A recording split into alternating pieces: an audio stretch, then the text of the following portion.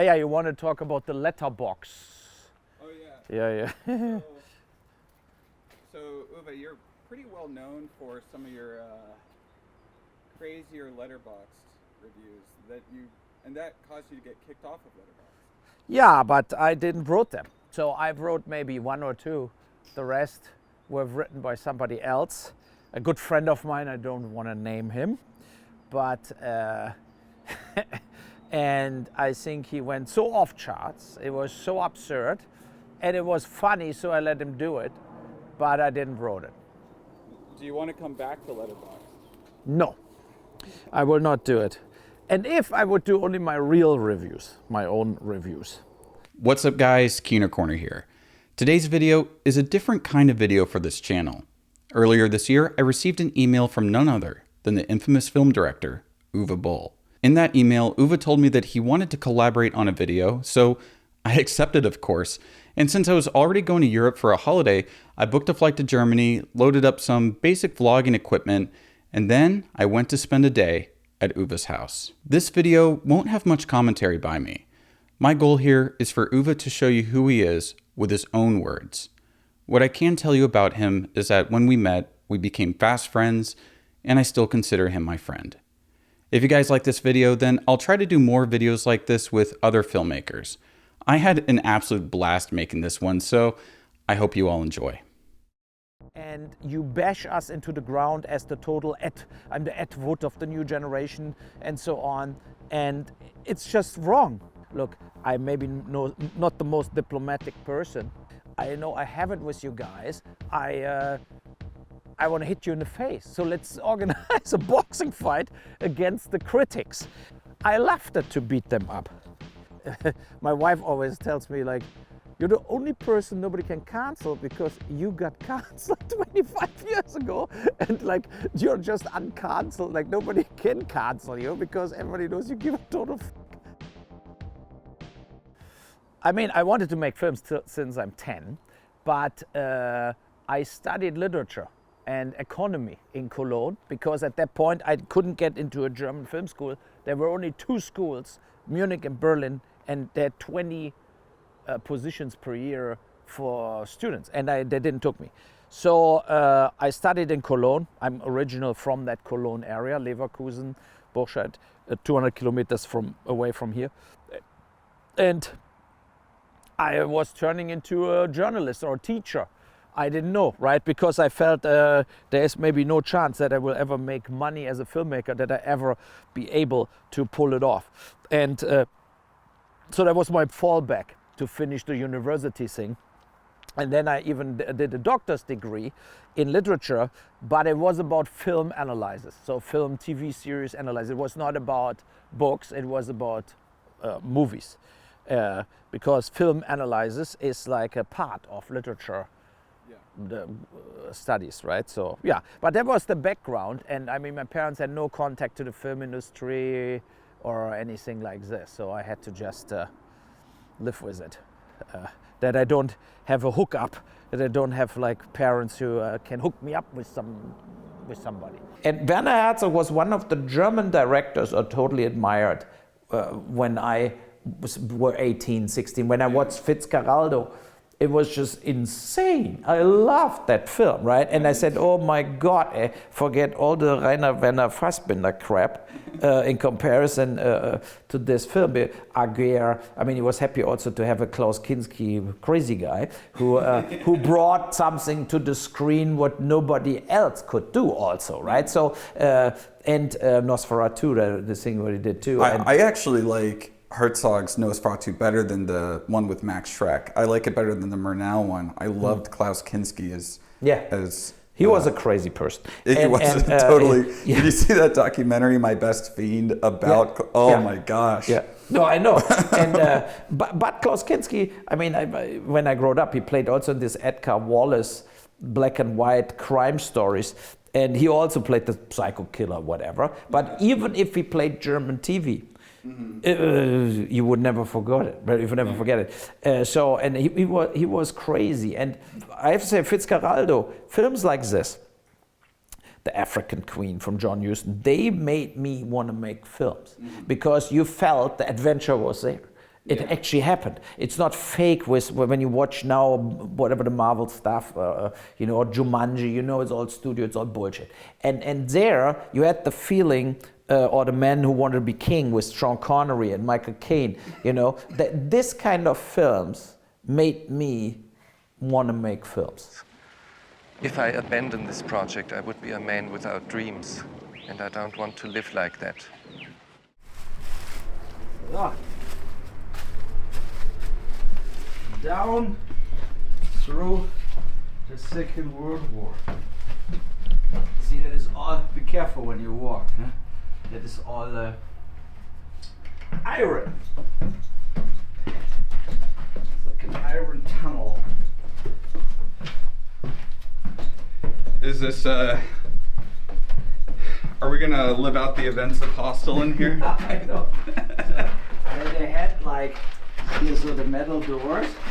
You see in there, I cannot even move it anymore, but there's a special door for radioactivity. So you could like put this door up and hide here in this back entrance. Yeah, but if you watch here, it still keep going. You can see something. I don't know if the move forward here. Down on the knees. Someone help me. Nobody will help you. That's the last time you will see Kino Corner in your life, in my bunker here in Germany. Or you buy actually the new DVD or Blu-ray from Postal in 4K at Massacre Video, right? If you want to save his shabby life. Also buy Bloodrayne. Okay, Bloodrayne is good too. You should buy it also. And don't forget Blubberella, blah, blah, blah. So.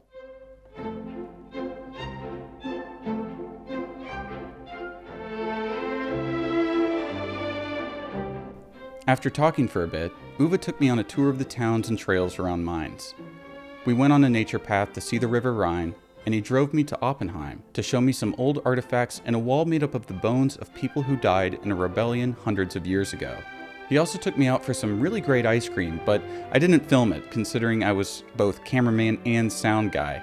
I didn't feel like holding equipment in one hand and an ice cream cone in the other. After we finished our tour of the German countryside, we returned back to his home to continue the interview. German Fried movie was 60,000 marks, and then I sold it to the UFA, a big German distribution company and production company. They released German Fried movie. Then we did Barschel Murder in Geneva, paid by the UFA. They gave us the money to shoot that film about the political murder situation in Germany, like a real thing, what happened, what I did later with Hanau, with Stoic. And that was the first kind of films like this. And then I did Amoklauf, because I thought, okay, that is it, I'm done.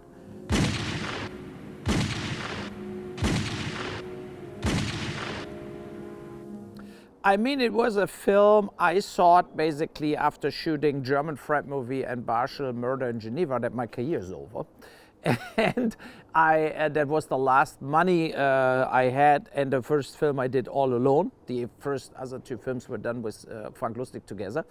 And Run Amok is basically inside the mind of a serial murderer, and you don't see a lot. He works as a waiter, and he cuts a fish alive, open for guests. They want to eat a raw fish. It's kind of perverted. He's like masturbating in front of porn movies. Then he kills his neighbor, and then he goes out and kills a bunch of younger students and walks away with big music, symphony orchestra, Richard Strauss, Tod und Verklärung, one of the biggest symphonies of all times. He's walking away into the light.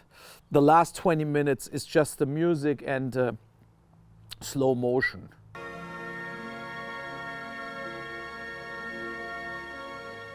It's a strange film, but I think it had something, because it's this kind of what at that point we saw in like Henry portray of a serial killer, or Man Bites Dog.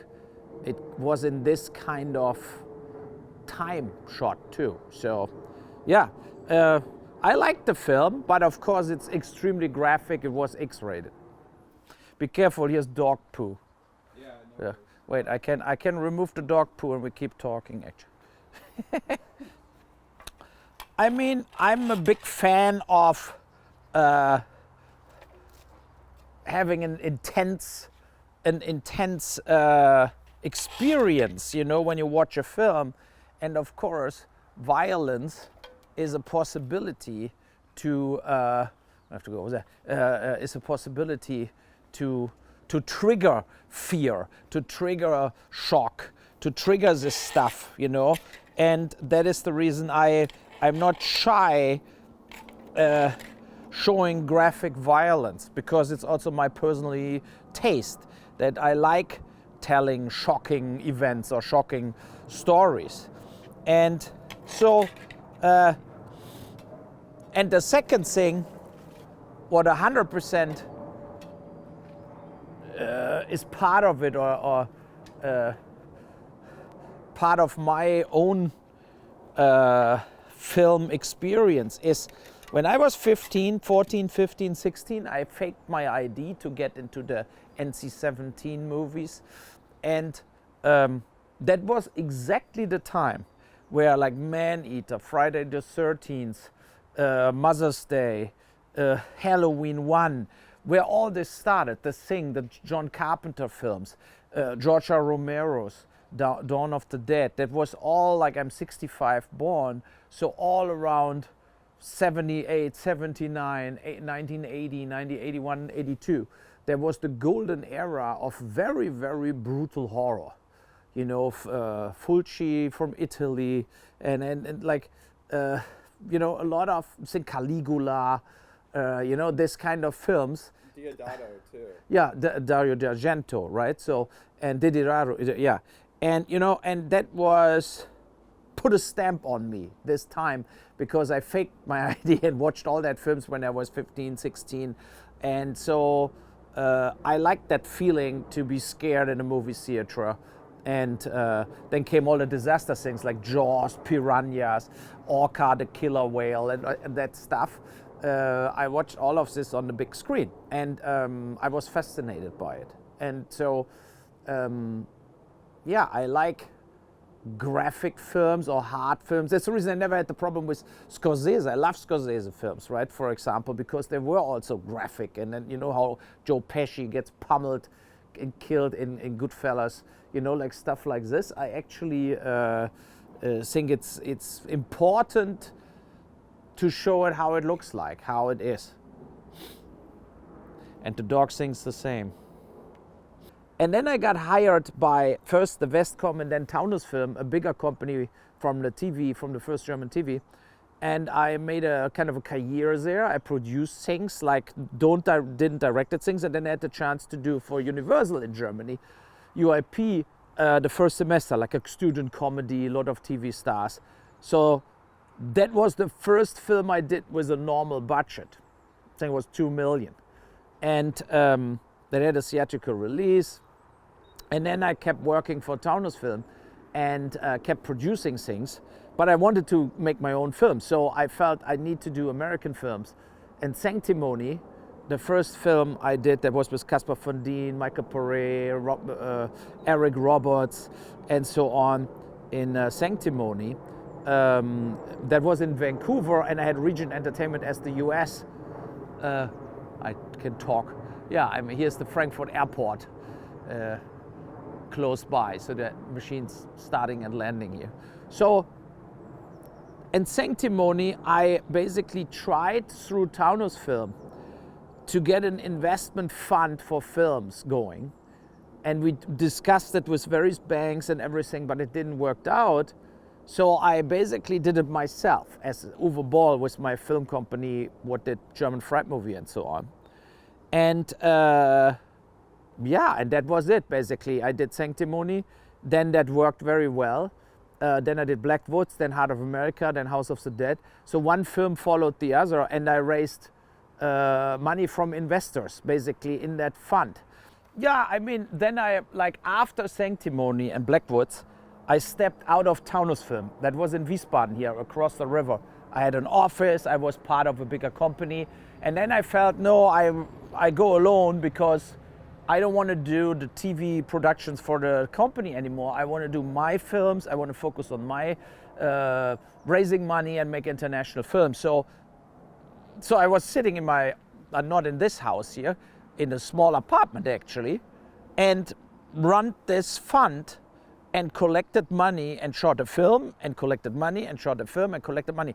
I was basically 7 years in a row working 24/7.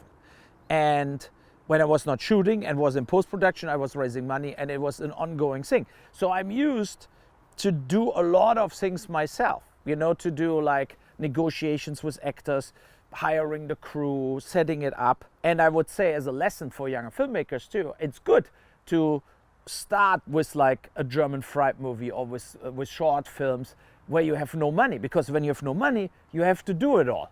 You have to do the camera, you know, like you carry the lights, you do every position on a film set you do, and that is the best film school.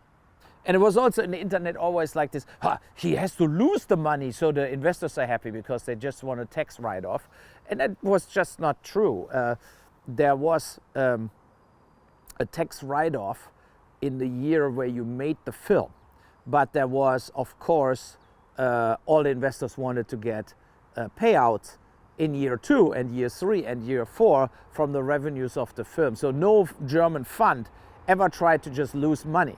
They always tried to make money. And but most of the German funds at that time, they failed. They gave money to Hollywood, they got screwed over, they never recouped any money. But I made my own films and controlled the distribution. And so I was able to return way more money as the other funds. There were like 120 funds in Germany, and I think 5 of my funds are in the top 10 of 120 funds. So, so I was in a way a real outperformer, and that was the reason I raised more money. And then films like House of the Dead, Alone in the Dark, they sold millions and millions of tickets and DVDs and Blu-rays at that point. And that is why I focused myself more on the video game-based films, you know, that I made so many video game-based films, because it looked like that were films you can sell worldwide, you get bigger stars, you get bigger releases, and that is how I started doing that video game-based films. But I want to use that situation here where I'm live in TV, and I want to explain a little about the financing of my movies, and also from little Germany where the money comes from. Because you know, there are all that rumors out that my movies are financed with Nazi gold, and what should I say? It's true. Nazi gold, yeah, but you know, there was in the internet about me the whole time, right? It was posted by a lot of people like, Boll is funding his films with Nazi gold. And so I felt, yes, I will verify this, right? So I will say like absolutely true. And so, I mean, Postal was the film to break free.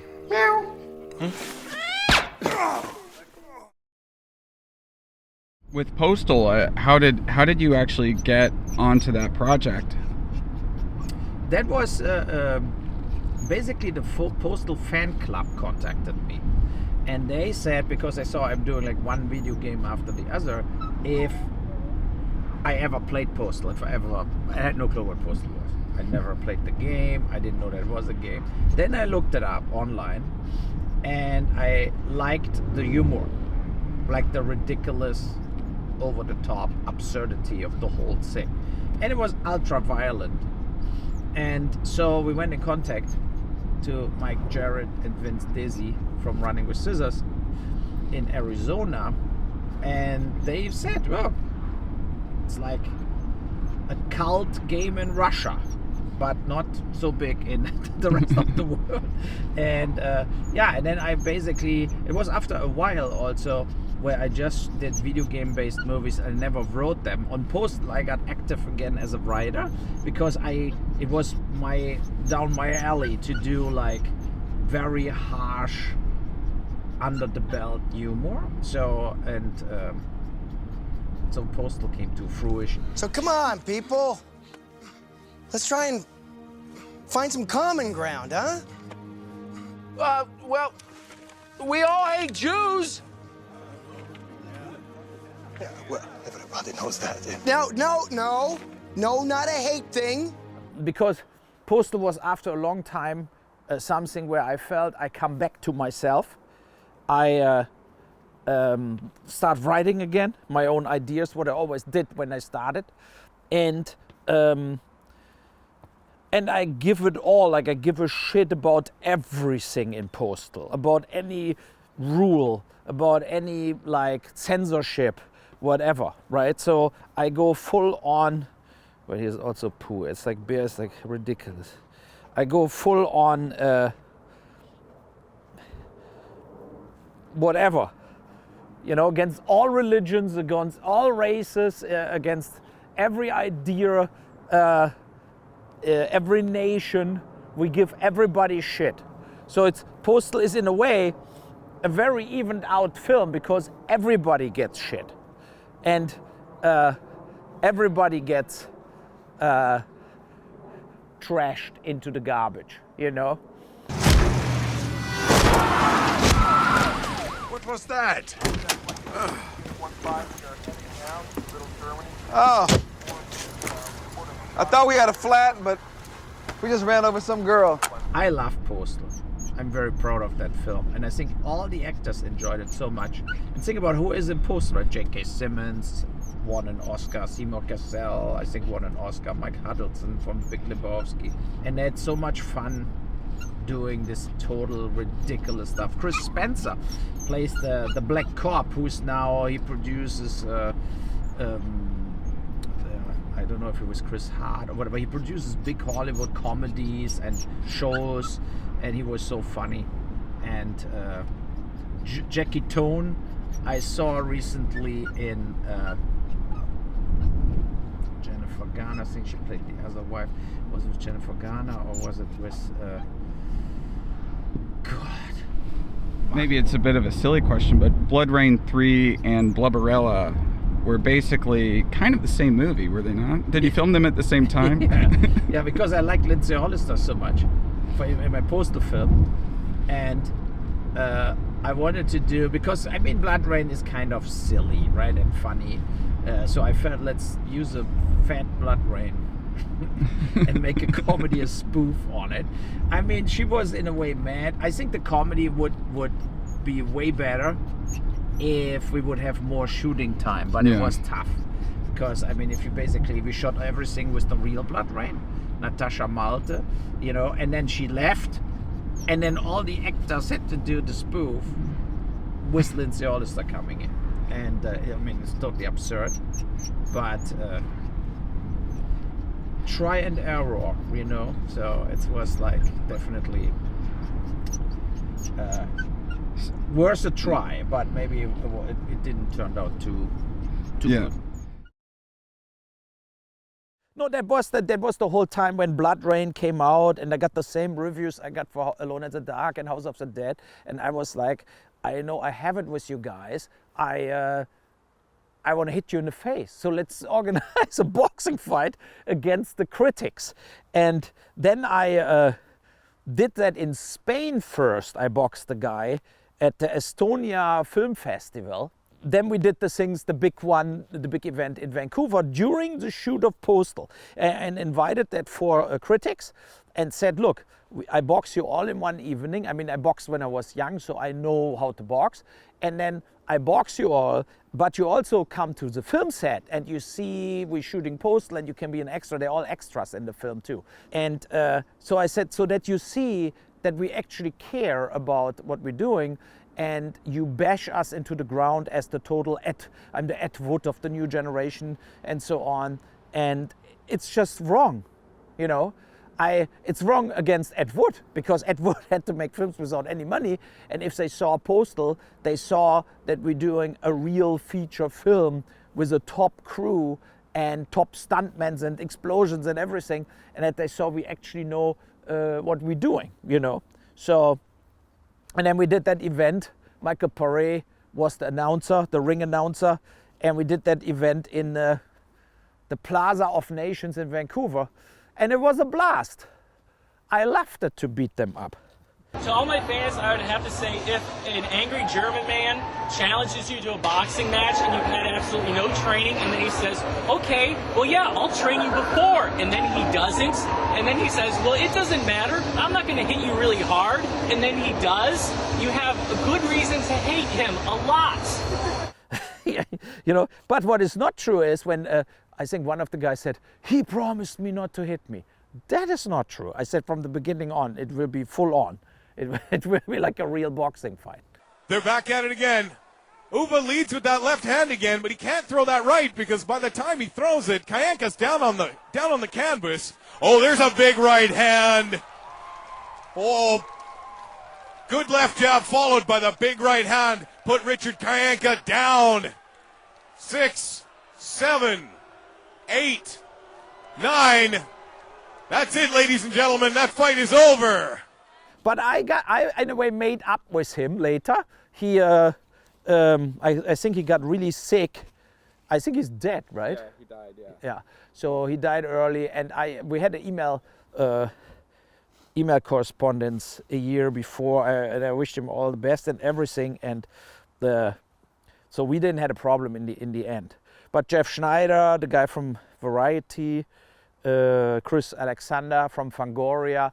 So I kept the contact going all that time. And I think they're happy to be part of the history in a way, you know? I mean, how many clicks that boxing fights have on YouTube? I mean... Well, now influencers are boxing each other. Yeah, exactly. It's like totally now everywhere. Well, it's crazy. An influencer with 1,000 subscribers. Yeah! You can get back into it. Like, I don't even know how my channel name is on YouTube. But sign up if you see it right now. I'm too old now. But let's say 20 years ago, I would be right now perfect to make shitloads of money as an influencer boxer. You know, KCI or whatever the names are, the Logan Paul guys. Perfect. But I'm too old now. Won't show me any boxing moves. No, now they kick my ass. But I was like the angry young man. So I went to boxing late. When I was 17, I went the first time to boxing. And then I boxed actively around 12 years. And then I stopped because I was busy. You know, I went to, moved from Cologne to Wiesbaden to work for that TV company and so on. And then I boxed less and less. So from time to time I went to training. But I trained really intense for 7-8 years, you can say, where I was like 4 times a week doing sparring, and I did fights and everything. So, so basically that is a good foundation. When I said, okay, I boxed the critics, I went back to training in Vancouver. I went to a gym. I did sparring for 2-3 months. I was really in shape that night because I didn't know these guys, right? I didn't know how they look like before they came to Vancouver, because you only read about them, right? So I don't know how big they were or whatever, or if they are fighters or not. I didn't know. And to beat 4 people up in one night is also not so easy as it looks like. It's you need a lot of cardio. I had to train that I'm able to basically box 8, 9, 10 rounds that night, and that is hard. I can recommend boxing.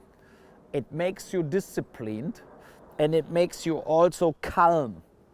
It's like when you do this for real, basically, you get way less this street aggression. You know, you way less have confrontations with other people, because boxing makes you train the whole time, and so it's like you put your aggression out, or not even your aggression, in the ring. So you're not getting. I think it has a very positive impact on a lot of people who maybe have anger issues or whatever, and then they calming down on it.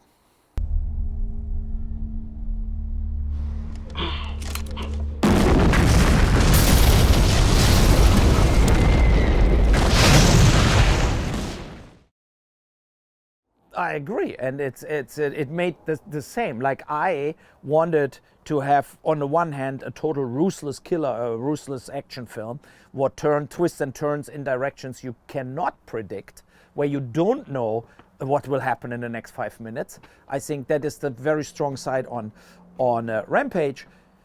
But at the same time, I wanted that you vote for him, that you root for him, right? That you like Bill Williamson in a way, and that the audience has to admit that he's mostly right in what he says, that he's mostly actually nailing the political landscape we're living in and the world we're living in, and that a lot of things, political decisions or political situations, are kind of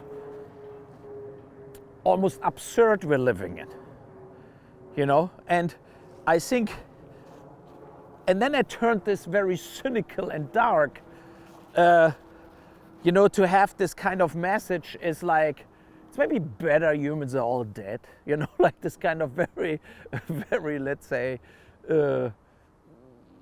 existential final things where nothing is how it seems, there is no moral, and everything goes to shit no matter what. So why not accelerating it?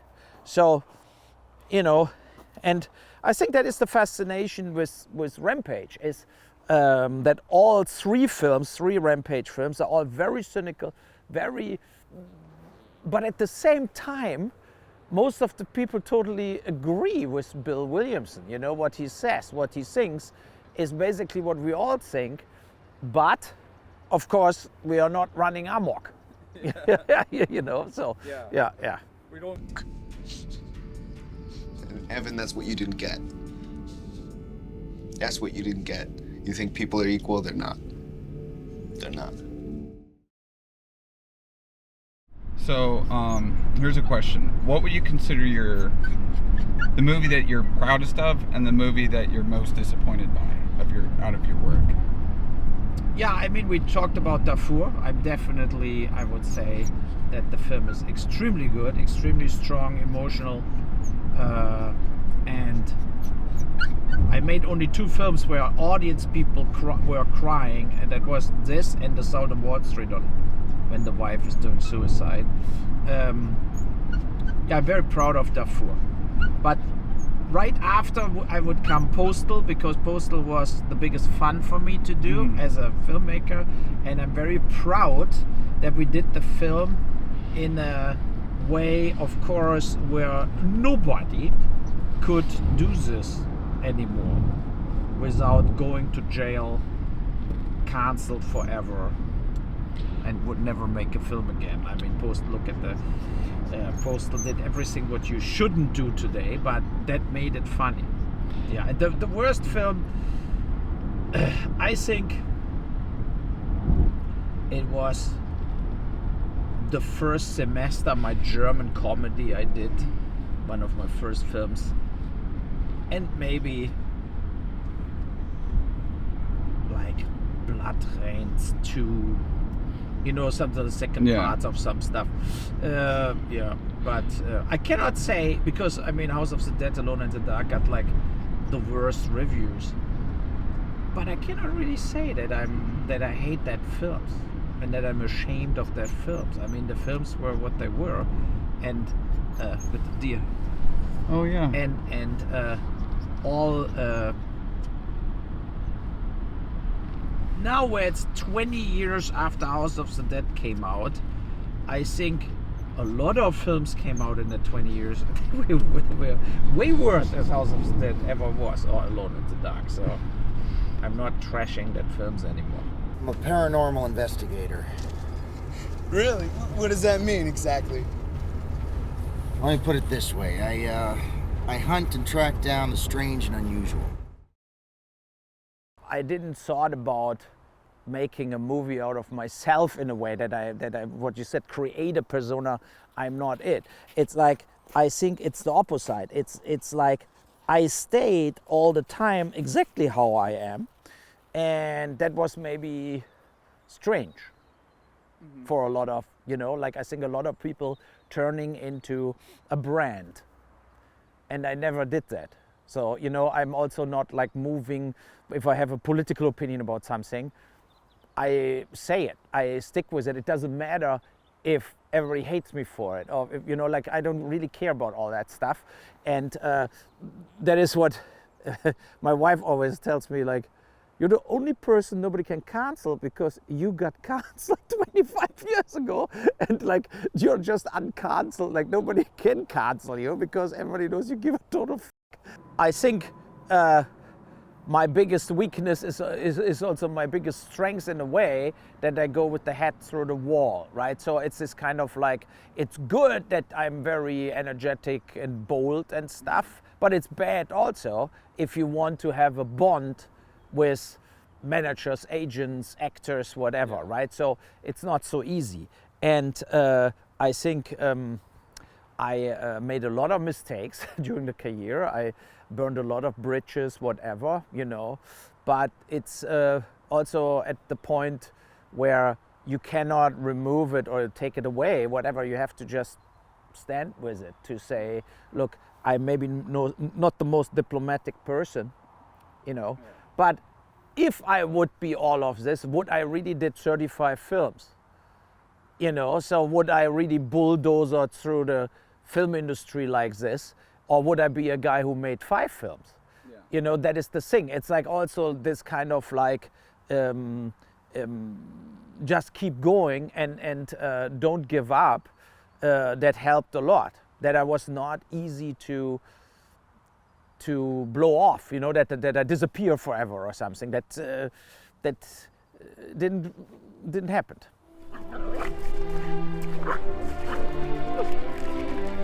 Go.